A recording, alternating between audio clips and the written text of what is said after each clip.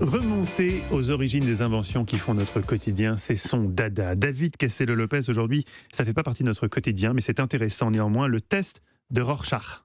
Tout à fait, exactement. Le test de Rorschach, c'est peut-être le plus célèbre des tests psychologiques du monde. Je me demande même d'ailleurs si c'est pas le seul test psychologique célèbre.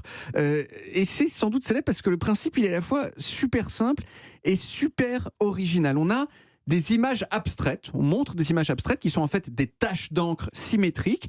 On les montre à des gens en leur demandant ce qu'ils voient. Et comme tout le monde n'y voit pas la même chose, l'idée c'est que les réponses des gens donnent accès à des traits profonds de leur personnalité qui sans ça resteraient inaccessibles. Ces images abstraites, c'est toujours les mêmes. Il y en a 10. Et je dois dire que je me suis fait un tout petit peu peur en préparant cette chronique parce que j'ai regardé les 10 dessins et pour chacun d'entre eux, sans exception, je me suis dit, tiens, on dirait une zézette de fille. alors que franchement, je suis pas obsédé comme personne. Enfin, au moins, je croyais pas l'être jusqu'à présent. Mais peut-être que le test de Rorschach a trahi le fond de mon âme. Il a peut-être aussi montré le fond de l'âme de Clémentine Portier-Kaltenbach, d'ailleurs, qui, en passant devant mon bureau tout à l'heure, a vu le test posé et s'est exclamé, c'est un utérus, non ? Vous voyez ? Donc je pense qu'en fait, voilà, je suis pas le seul. Mais alors, qui a eu cette idée du test de Rorschach ? Vous allez me dire naïvement, ça doit être Rorschach.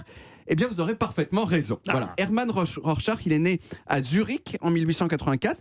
Il est suisse donc, et c'est le deuxième scientifique en moins d'une semaine dans mes chroniques à être un beau gosse des ténèbres, quoi. Il ressemblait vraiment beaucoup à Brad Pitt. Et d'ailleurs, Internet est plein de photos de Brad Pitt à côté de Rorschach, avec les gens qui disent « Vous avez vu comment c'est des sosies ? C'est fou, quoi !» Hermann, il était intéressé en gros par deux choses, l'art, à cause de son papa prof de dessin, et la psychiatrie. Il a étudié la psychiatrie, et il l'a étudié à un moment au tout début du XXe siècle, où on venait d'inventer la psychanalyse.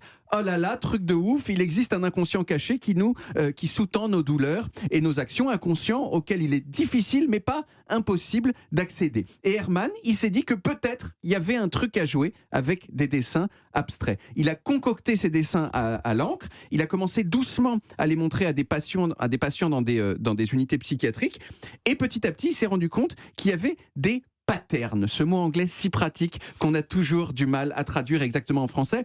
Des tendances, vous voyez, des motifs, mais des motifs, ça fait tout de suite papier peint. Des patterns, c'est-à-dire que par exemple, les schizophrènes avaient tendance à donner plutôt certaines réponses, les dépressifs en donnaient d'autres, et les gens qui n'étaient ni schizophrènes ni dépressifs, d'autres réponses encore. Et le grand travail d'Hermann, ça a été de codifier ces réponses, de les codifier pour qu'elles puissent être utilisées pour diagnostiquer des patients. En 1921, il a sorti son livre avec les 10 taches d'encre et très tristement, il est mort l'année suivante à 37 ans de l'appendicite. La beauté physique, on le voit, n'est pas une garantie contre les microbes, mais si au cas où vous auriez un doute. Mais par chance, on ne meurt plus non plus d'appendicite aujourd'hui. C'est vrai, tout à fait. On peut couper à temps, tout à fait. Le test d'Hermann, lui, il a continué à vivre sans lui, au point que c'est devenu un des tests les plus administrés au monde par les psychiatres. Et c'est là que ça a commencé un petit peu à déconner, si je peux dire, parce qu'il y a des gens qui ont commencé à l'utiliser n'importe comment pour décider, par exemple, dans des entreprises, s'ils embauchaient des gens ou pas. Ah, vous avez vu une chauve-souris ? Ah non, désolé, vous n'aurez pas le poste. Mais j'ai fait un PhD. On en a rien à foutre. Vous avez vu une chauve-souris. Ça montre que vous êtes pas bien dans votre tête. On a utilisé le test pour tester des nazis en espérant trouver la clé psychologique de leur méchanceté. Et c'est un peu, en plus, après, rentrer dans la culture populaire. Tout le monde s'est mis à faire des tests de Rorschach partout. Et le truc, c'est qu'à mesure que c'est rentré dans la culture populaire, c'est un petit peu sorti des hôpitaux et du monde sérieux de la médecine. Et pendant un bon moment, le test de Rorschach, c'était considéré comme de la pseudo-science qui valait rien du tout.